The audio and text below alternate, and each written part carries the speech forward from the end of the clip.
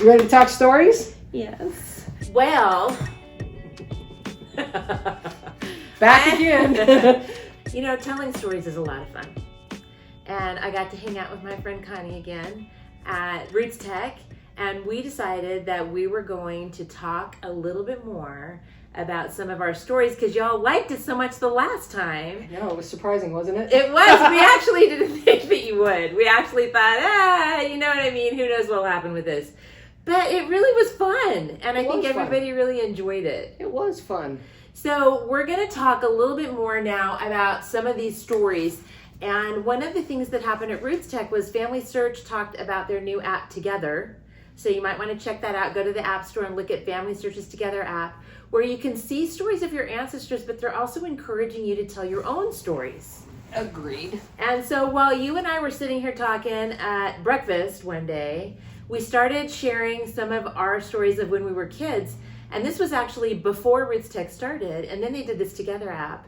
And we were like, instead of telling ancestor stories, maybe we should tell some of ours. Let's do it. So we're going to do what we did last time. I'm going to have Connie tell a story on my channel. And then if you want to hear my story, go check it out on Connie's channel. So my dear, tell me a story about your childhood or growing up, or what are you going to share? So when I was a kid, the earliest memory I have is from about 5 years old. My family and another family, they were like best friends, right? Yeah. Friends, associates, and neighbors. So my parents and the parents of this other family, they bought a boat together, and we used to go to the Colorado River, actually specifically Lake Havasu, and go water skiing every summer. And this was hardcore camping. This was not staying in a hotel. This was not staying in an RV. This was a 5-hour drive from Southern California, first of all, to Lake Havasu. Yeah. So we would get up at dark 30. Specifically, my dad would get us up at 3 a.m. in the morning.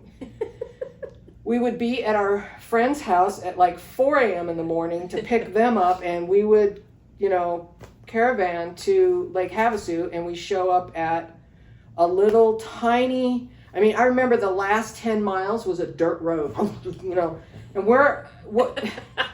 I'm not kidding. I'm laughing about this. Wait, I got to interject here for a minute. Part of what made us laugh about these stories is that we actually grew up like a couple of miles from one another, and we didn't know. We didn't know each other. And the other thing is my dad used to wake us up at dark 30, and that's the story I'm going to tell on her channel. There's a lot of similarities between the way we were raised. Maybe that's why we get along. No, right?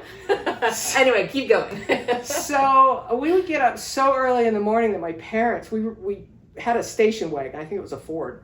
And they would make a little bed for me, because I was only 5 or 6 years old when we started doing this. They would make a little bed for me in the back seat. Now, there was 3 of us girls and my parents. So my older sisters would sit in the second row, right? And then I got the little tiny space next to the ice chest, right? One of those metal, what was those? Coleman ice chest, right? So the silver ones? Yes. The boat was packed, right? Full of sleeping bags and everything. And we would go drive. I bet they did it so that they could get there around noonish and get us over to the campsite by dinner time, really. Because what would happen is, as my daughter would say, what would happen is that we would go all the way to Black Meadow Landing, I think was the name of the 10 miles down a dirt road, right? And we get to Black Meadow Landing. They would put the boat in the water. It was already loaded with gear. My dad and our friend Eddie would go, these are the 2 dads, right, would go find a campsite. So we would sit around and wait probably an hour for them to go find a campsite. They would drop all the stuff in the boat at this campsite. Wait for it. There's lots of stories here. So then we would... what were you guys doing while you're hanging out for an hour? What are you probably running around? Peanut butter sandwiches, feeding the kids, keeping us quiet. Moms were babysitting. So we would have to make like 4 or 5 trips across the water to get to this to campsite. get all of the stuff, get all of the people, because the boat only carried 4 people, and there was 2 kids, there was 4 of them and 5 of us. And what would happen is we would load the boat up with so much gear that I would be sitting on top of sleeping bags and stuff going across the water to the campsite, right? So we finally get over there, we get camp set up. I mean, it was an ordeal to just get there. Well, you got to realize we're out in the middle of the desert.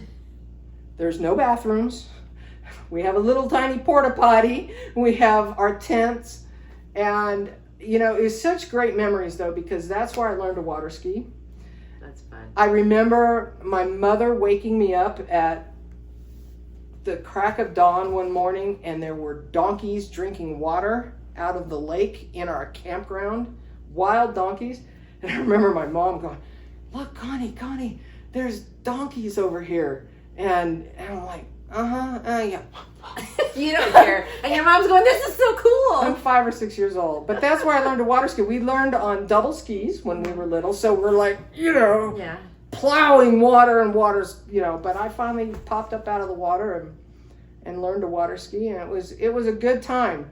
One of my favorite memories, though, this is crazy, and this might have inspired some of the photography that I do, is sitting in the campground looking across the lake and watching the lightning strikes, because the storms would brew up sometimes. Every once in a while you'd get a storm, and it would be sunny where we are, but we could see over the mountains, you know, big lightning bolts and stuff, and it just was very entertaining. I also remember one of my favorite memories was we were all laying in our cots looking up at the sky at night, and my father blowing my mind about the stars and how many stars are up there. Yes. And how it goes on forever and ever. And I'm like, what do you mean it goes on forever and ever? I'm a kid, you know, we did this every summer. So as I'm growing up, I'm starting to get a better understanding of the universe.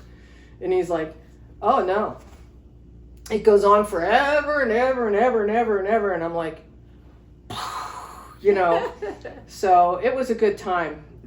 Because I was the youngest of the entire crowd, we stopped going when I was about probably 9 or 10 years old. So while my older sisters got to go chase the boys, you know, that were camping in neighboring campgrounds because they were teenagers, we stopped that when I was about 9 or 10 years old. But it was a good time. Any boy chasing in on your campground? No, may have gotten a little skinny dipping going on. Oh!